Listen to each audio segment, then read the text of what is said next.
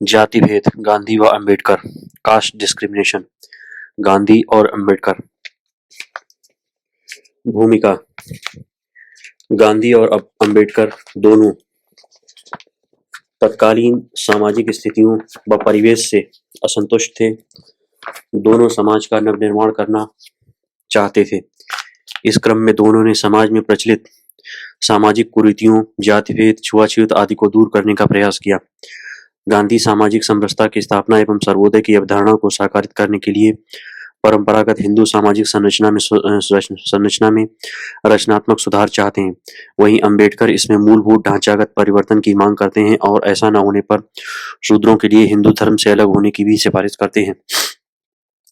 गांधी और अंबेडकर दोनों जाति आधारित भेदभाव को समाप्त करना चाहते हैं।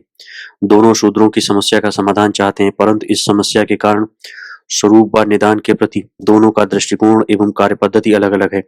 परिणाम स्वरूप दोनों में समस्या समाधान के प्रति एक वैचारिक दूरी सदैव बनी हुई है। वे समस्याओं के समाधान हेतु अलग अलग मार्ग प्रस्तुत करते हैं। इस क्रम में दोनों ने वर्ण व्यवस्था के संदर्भ में संबंध में अपने विचार प्रस्तुत किए हैं। गांधी का वर्ण व्यवस्था संबंधी विचार। गांधी वर्ण व्यवस्था को हिंदू धर्म का अनिवार्य अंग मानते हैं। वे इसे धर्म का आविष्कार तथा सत्य की निरंतर गवेषणा का परिणाम मानते हैं। गांधी के अनुसार वर्ण व्यवस्था का आशय व्यवसाय मूलक विभाजन पर आधारित सामाजिक संगठन से है। हरिजन में गांधी ये कहते हैं कि वर्ण धर्म का अर्थ है हर एक को कर्तव्य के रूप में अपने पुरखों के आनुवंशिक व्यवसाय को वहां तक निर्वाह करना चाहिए जहां तक कि वह आधारभूत नैतिकता के विरुद्ध न हो। गांधी के सामाजिक विचारों का आधार समानता है। गांधी के सामाजिक विचारों का आधार समानता है। इनके अनुसार सभी व्यक्ति समान हैं, अतः जाति, धर्म, व्यवसाय इत्यादि के आधार पर समाज में जो असमानता, ऊंच नीच, उत्कृष्ट निकृष्ट आदि का भाव निर्मित किया गया है वह कृत्रिम है। वह मनुष्य की अपनी इच्छा पूर्ति या स्वार्थ पूर्ति का साधन है। आदर्श समाज की स्थापना तभी हो सकती है जब ऊंच नीच का यह भाव समाप्त हो। सामाजिक संदर्भ में गांधी यद्यपि जन्म आधारित वर्ण व्यवस्था के समर्थक हैं, परंतु वे जाति व्यवस्था, अस्पृश्यता, छुआछूत आदि के विरोधी हैं। गांधी वर्ण व्यवस्था को केवल व्यक्ति के आर्थिक जीवन व आजीविका प्राप्ति से संबंधित करते हैं, जिसमें ऊंच नीच का स्थान नहीं है। गांधी की इस वर्ण व्यवस्था में 3 बातें सम्मिलित हैं। नंबर 1, सभी कार्यों व व्यवसायों में समानता होनी चाहिए। इसमें श्रेष्ठता निम्नता का भाव नहीं होना चाहिए। इन संदर्भ में धर्मों द्वारा बताए गए श्रेणीगत पदानुक्रम को स्वीकार नहीं किया जा सकता। नंबर 2, वंशानुगत कार्य परंपरागत व्यवसाय को व्यक्ति द्वारा अपनी आजीविका का साधन व समाज के प्रति अपने कर्तव्य का पालन समझकर करना चाहिए। दूसरे शब्दों में व्यक्ति को स्वधर्म का पालन निष्ठा के साथ करना चाहिए। नंबर 3, समाज में इस विचार का पालन करने के लिए विभिन्न कार्यों व व्यवसायों से प्राप्त होने वाले लाभों में अधिकाधिक समानता होनी चाहिए ताकि उनकी सामाजिक प्रतिष्ठा में कमी न आए।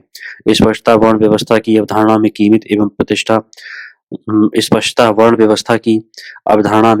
कीमत एवं प्रतिष्ठा के संबंध में समरूपता पर जोर दिया गया है। आचार्य विनोबा भावे ने गांधी के वर्ण व्यवस्था का सार निम्न बातों में बताया है। नंबर 1, सभी प्रकार की प्रतियोगिता की समाप्ति हो। सभी कार्यों, उद्योगों एवं व्यवसायों के लिए समान वेतन की व्यवस्था हो। नंबर 3, सभी व्यक्तियों को वंशानुगत शक्तियों व या योग्यता से लाभ उठाने के लिए उपयुक्त शिक्षा की व्यवस्था हो।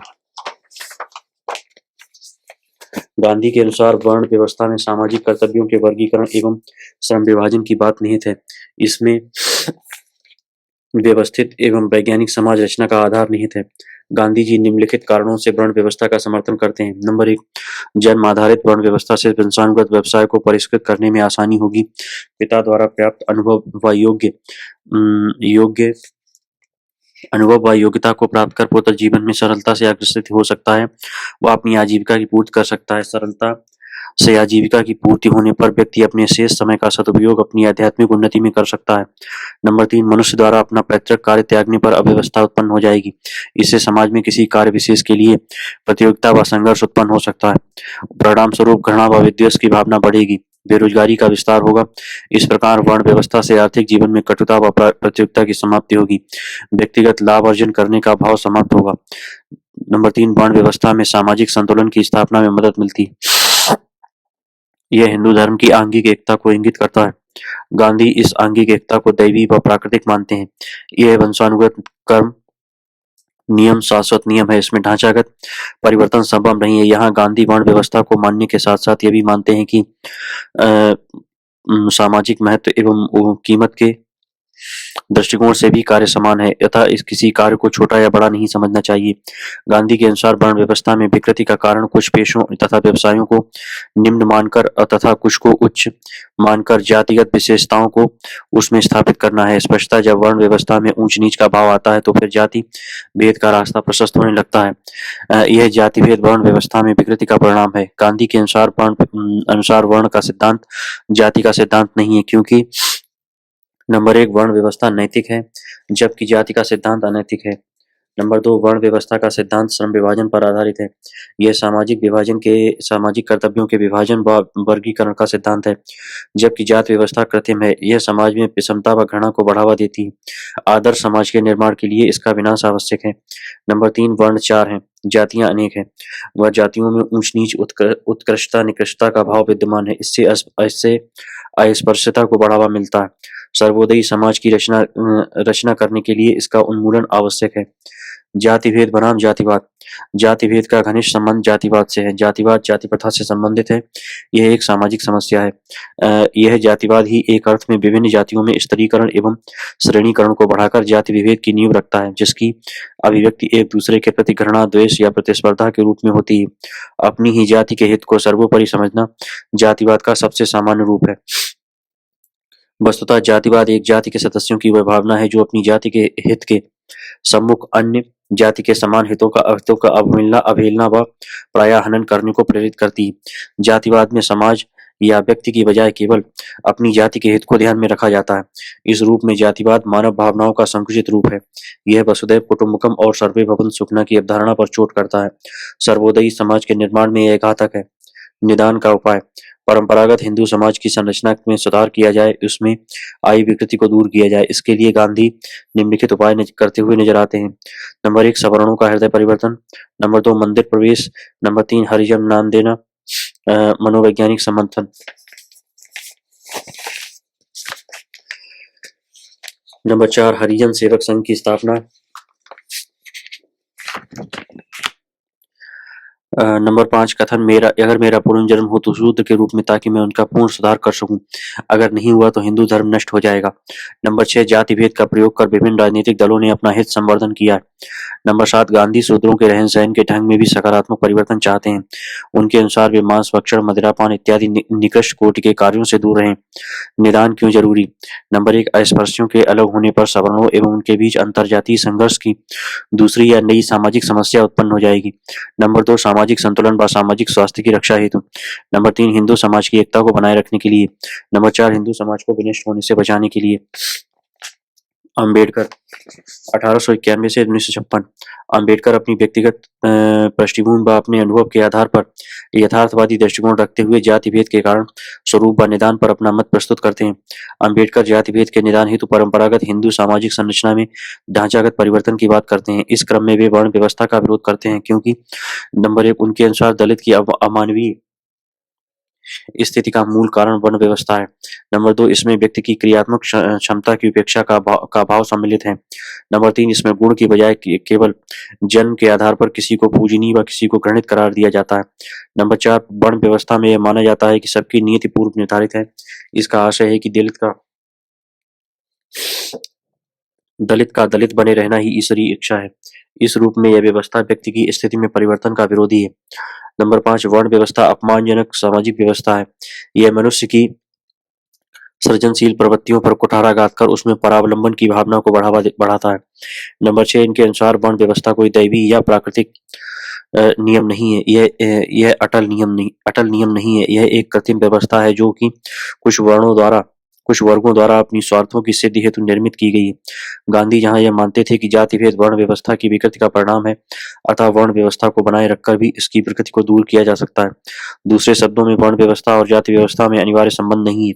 वहीं अंबेडकर यह कहते हैं कि वर्ण व्यवस्था की स्वाभाविक अनिवार्य विकृति का परिणाम जाति भेद है, अतः जाति भेद को दूर करने के लिए वर्ण व्यवस्था का उन्मूलन आवश्यक है। यहाँ अंबेडकर वर्ण को नए रूप में व्याख्या करते हैं। इनके अनुसार आरंभ में वर्ण व्यवस्था 3 वर्णों में बटी थी। नंबर 1 ब्राह्मण, क्षत्रिय और वैश्य।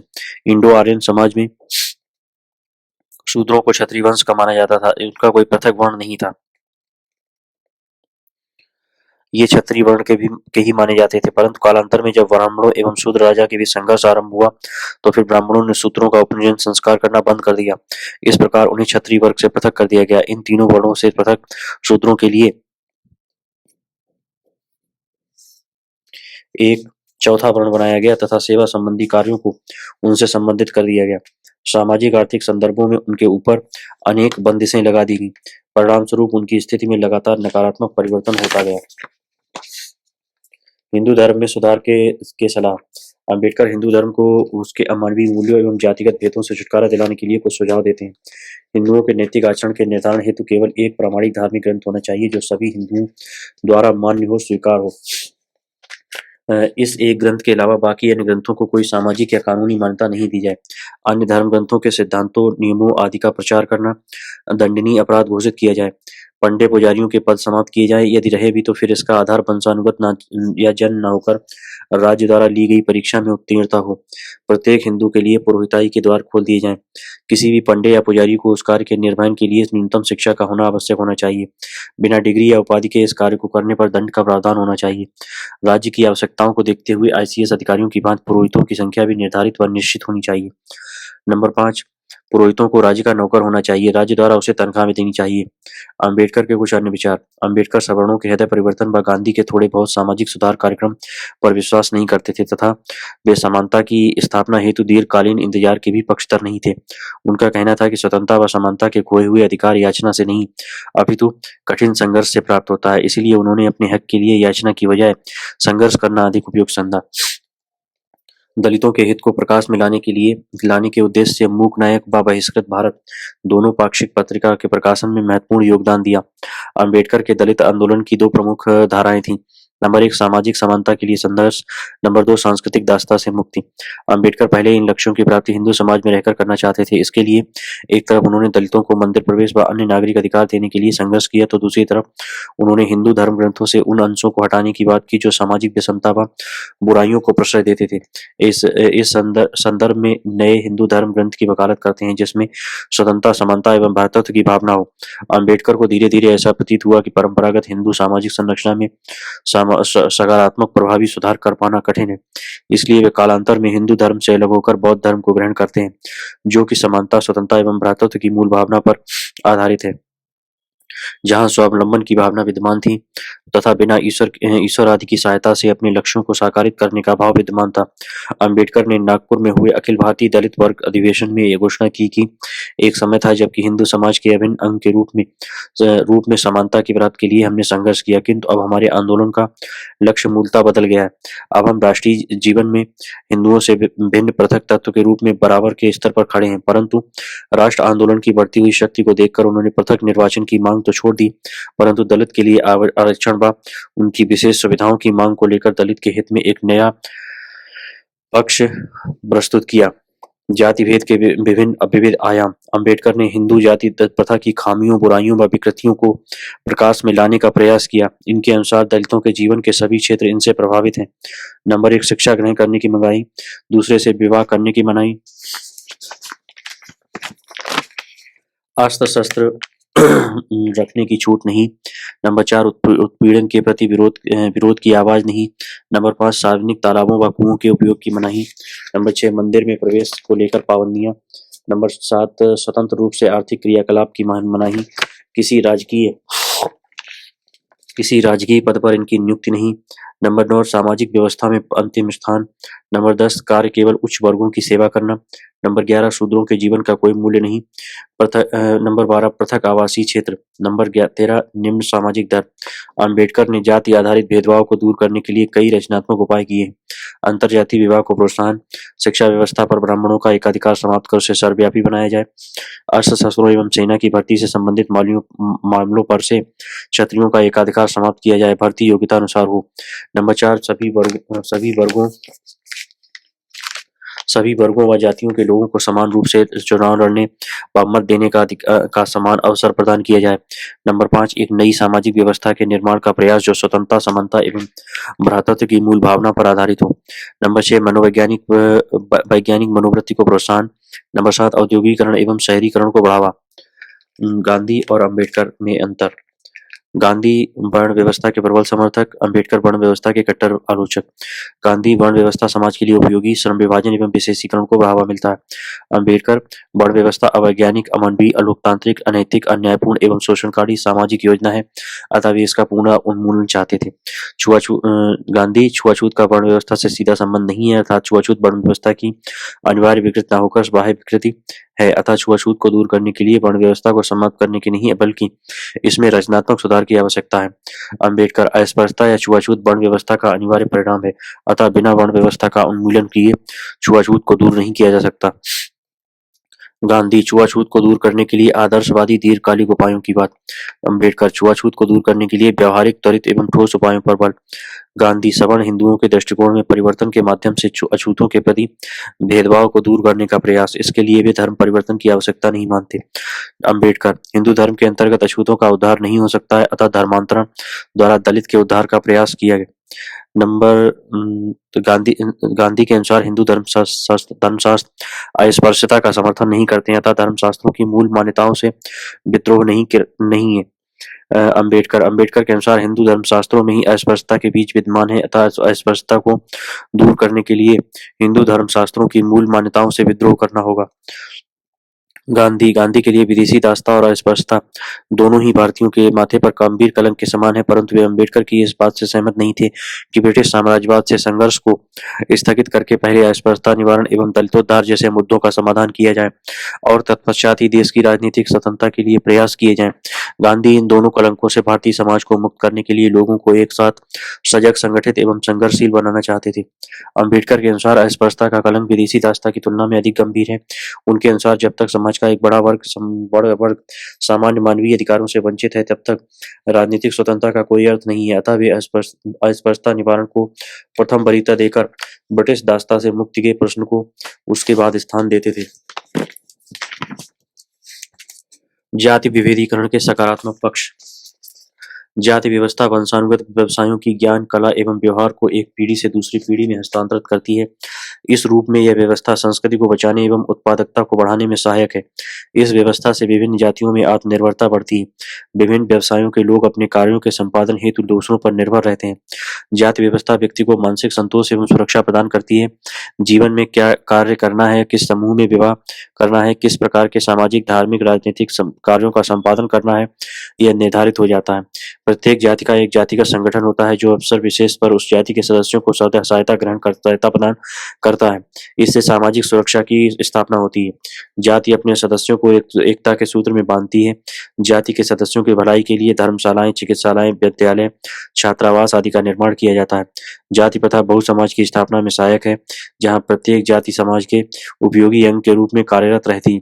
इस प्रकार जाति व्यवस्था परंपरागत सामाजिक संगठन को बनाए रखने की पक्षधर है। जाति प्रथा विभाजन पर आधारित है। इससे दासता एवं विशेषीकरण को बढ़ावा मिलता है। जाति प्रथा राजनीतिक स्थिरता एवं सांस्कृतिक रक्षा में भी सहायक है। सामान्यतः जब किसी देश पर बाह्य आक्रमणकारियों का शासन स्थापित होता है तो फिर वहां सांस्कृतिक एवं राजनीतिक परिवर्तन आ जाते हैं, परंतु भारत इसका अपवाद रहा है। समय समय पर भारत पर अनेक आक्रमण हुए, परंतु विभिन्न जातियों ने इन आक्रमणों से भारत की राजनीति के एवं सांस्कृतिक सुरक्षा की। निष्कर्षतः ऐसा कहा जा सकता है कि जाति प्रथा अपने सर्वोत्कृष्ट रूप में इस विशाल देश में निवास करने वाले विभिन्न विचार, विभिन्न धार्मिक विश्वास, रीति रिवाज एवं परंपराओं से युक्त विविध वर्गों को एक सूत्र में बांधने का एक सफलतम प्रयास था। नकारात्मक पक्ष। यह सही है कि जाति व्यवस्था ने अनेक महत्वपूर्ण कार्य किए हैं, परंतु समय के साथ साथ इसमें अनेक विसंगतियां आई हैं। यही कारण है कि वर्तमान में अधिकांश लोग जाति के उन्मूलन की बात करते हैं। इस तथ्य की पुष्टि डॉक्टर राधाकृष्णन के इस कथन से होती है कि दुर्भाग्यवश वही जाति प्रथा जिसे सामाजिक संगठन को नष्ट होने से रक्षा करने साधन के रूप में विकसित किया गया था, आज उसी की उन्नति में वह बाधक बन रही है। जाति प्रथा की हानियां निम्नलिखित हैं। जाति प्रथा समानांतर विकास एवं लंबवत विकास पर प्रहार करती हैं। जातिवाद के कारण योग्य व्यक्तियों को आगे बढ़ने का अवसर नहीं मिल पाता। इस रूप में यह सम्यक आर्थिक विकास में बाधक है। जाति व्यवस्था देश की एकता में बाधा उत्पन्न करती है। प्रत्येक जाति राष्ट्रीय हितों के स्थान पर अपने जातीय हितों को प्रधानता देती है। यह राष्ट्रीय भावना के विकास में बाधक है। जाति प्रथा सामाजिक विषमता को बढ़ावा देती है, चूंकि इसमें ऊंच नीच का भाव रहता है, अतः इससे अस्पृश्यता का जन्म होता है। अस्पृश्यता समाज का कैंसर है। जाति प्रथा धर्म परिवर्तन को भी बढ़ावा देती है। आर्थिक एवं सामाजिक शोषण शोषण से मुक्ति पाने के लिए निम्न जातियों के कई लोग धर्म परिवर्तन कर लेते हैं। जाति प्रथा प्रजातंत्र की विरोधी है। प्रजातंत्र समानता, स्वतंत्रता एवं भ्रातृत्व की भावना पर आधारित है, जबकि जाति जन्म से ऊंच नीच एवं असमानता पर आधारित है। इस रूप में ये दोनों परस्पर विरोधी हैं। जाति व्यवस्था के निवारण हेतु उपाय: जाति आधारित राजनीति को हतोत्साहित किया जाए, जातिगत शब्दों पर प्रतिबंध लगाया जाए, सामाजिक एवं नैतिक शिक्षा को प्रोत्साहित किया जाए, समाज के सभी वर्गों के पिछड़ों को मिलाकर एक वर्ग बनाया जाए और उस वर्ग को आरक्षण किया जाए। धन्यवाद।